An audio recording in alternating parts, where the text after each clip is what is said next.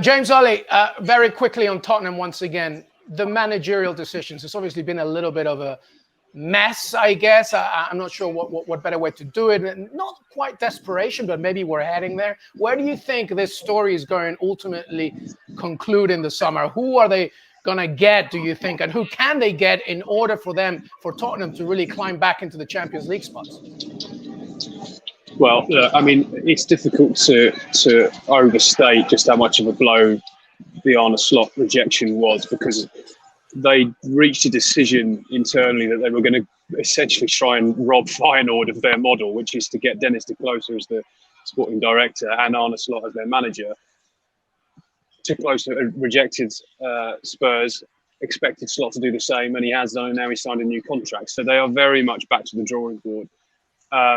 It's not quite the summer of 2021 where they spoke to Hansi Flick, Gennaro Gattuso, Paulo Fonseca, Antonio Conte, Mauricio Pochettino. There's at least one or two more before they ended with Nuno Espirito Santo. And we know how much of a disaster that appointment was. It's not quite there yet, but it's not far off now. They need really to identify their man and get him in as soon as possible, because again, they're a club with a lot to do this summer. Obviously, Harry Kane has ended up with 30 goals, I think, in the Premier League again. Phenomenal season, defying the mess, the absolute mess around him, above and below him. It's going to be a difficult task to keep him, I think.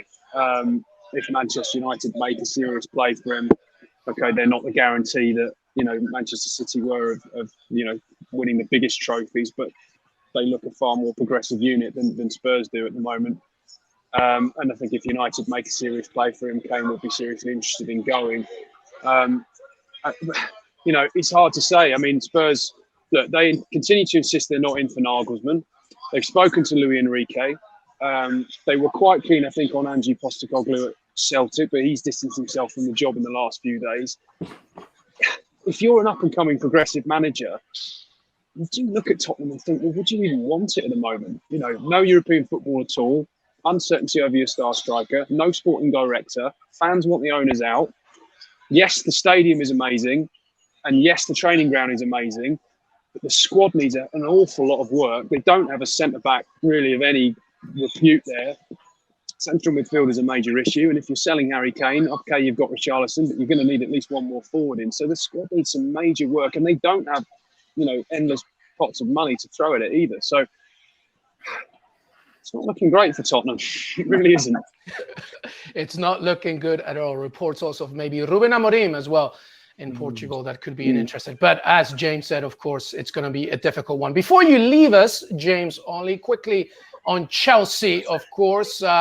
Reports, I believe, and you've been reporting on it for ESPN as well. Mauricio Pochettino essentially done, maybe an announcement even as early as tomorrow, maybe, or later today. What's the latest, and what are your thoughts then? Is this a good project for both Chelsea and Pochettino?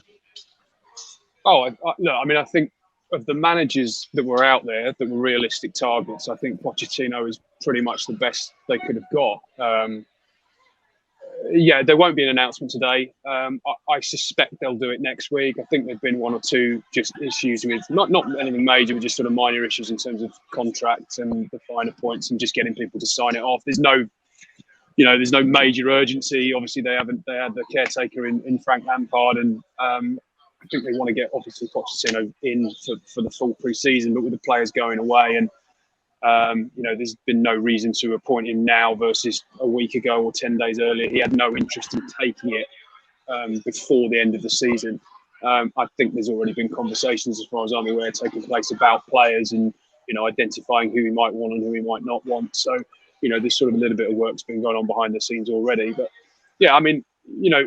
Pochettino, I suppose the only thing to say about him is that he doesn't have the track record of winning trophies that previous Chelsea managers, really had to have by design. But this is a different Chelsea. This is a different ownership. Yes, the fan base is the same, but it's a different ownership. It's a completely different, what that squad, again, we're talking about Leicester, but what that Chelsea squad's going to look like on September the 1st will be very different. There's going to be a fire sale there. They've got to get rid of 5-6 players minimum. I think they'll probably end up getting rid of closer to 10. Pochettino will obviously want to bring in one or two of his own. There's then other players like Romelu Lukaku coming back on loan. Does he have a future? My understanding is that Pochettino wants to talk to him to see whether that might be something that they could try and revive, and maybe he is part of the squad next season. So, an awful lot of work for them to do. But the bar has been set quite low now with an absolutely dreadful season. It's 16 games I think they've lost in the Premier League. It's quite a remarkable number. So that'll help Pochettino, because it won't be quite the same environment of that pretty much every manager's had to deal with in the Premier League era, which is you come in, you're expected to win, well, the Roman Abramovich era anyway. You come in, you're expected to win, and if you don't, you're gone. I think if he gets top 4 next season, that will be a success for everybody concerned. And then you can think about year 2, year 3, trying to go and win the Premier League and challenge for the Champions League again. So that'll help him, I think. And yeah, given where they are and given the managers available, I think he's a good fit for everybody. I'll tell you what else will help is Todd Boehly maybe will be staying in LA a little bit longer than London next season, but we'll have to wait and see about that. James Olley, thank you so much. Make sure to follow all his content on ESPN.com, ESPN FC. Get home safe, my friend. Thank you so much. All right, that's James gone. So Janusz, it's just you and me, my friend, to wrap up as the Premier League of 2022-2023 is over. Let me ask you quickly on that question on Chelsea. Do you like it, Pochettino and Chelsea? A lot of good things can happen out of it. Yeah, I don't see a reason why it couldn't happen, right? I mean, he's proven in this league that he can build a squad. We've seen what he's done with Spurs. Obviously, understands the leagues. He's moving back to London, not far away from where he was. So there's going to be no transition for him in any sort of way.